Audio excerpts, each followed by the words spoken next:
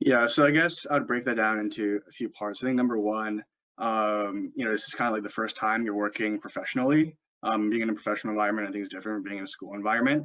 And number two, I would say, like as Keith was talking about, sort of drinking from a fire hose. You have to learn a lot of things really, really fast. So on the first topic, I think it takes some time to get acclimated professionally, like learn how things work, understand how can you as an analyst best provide value.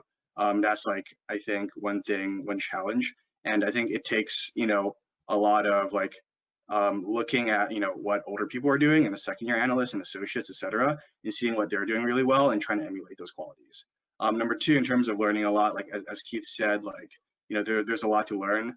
I think one important thing is to not have an ego about anything you do. If you don't understand something, like admit to yourself you don't understand it, like research it, like learn as much as you possibly can and ask questions, because I think in the first few months people have a lot of leeway in terms of like what questions you ask, and they don't expect you to know everything per se, but like in 6 months, 8 months, in a year, like you're expected to kind of know a lot more. So I think at the beginning, not having an ego and really taking ownership of your own like learning experience is really important.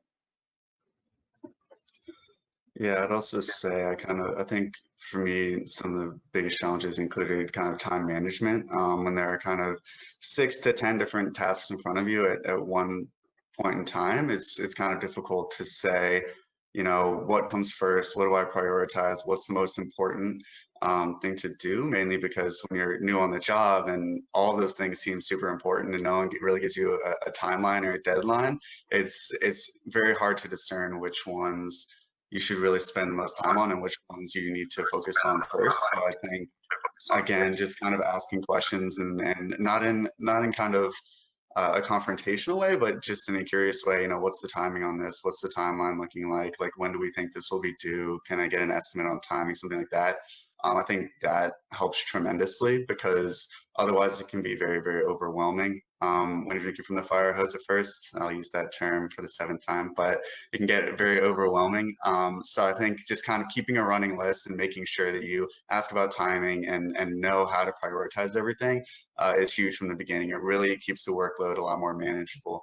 Yeah, I think that would be the main thing, and just yeah, otherwise echoing what Paul said. So.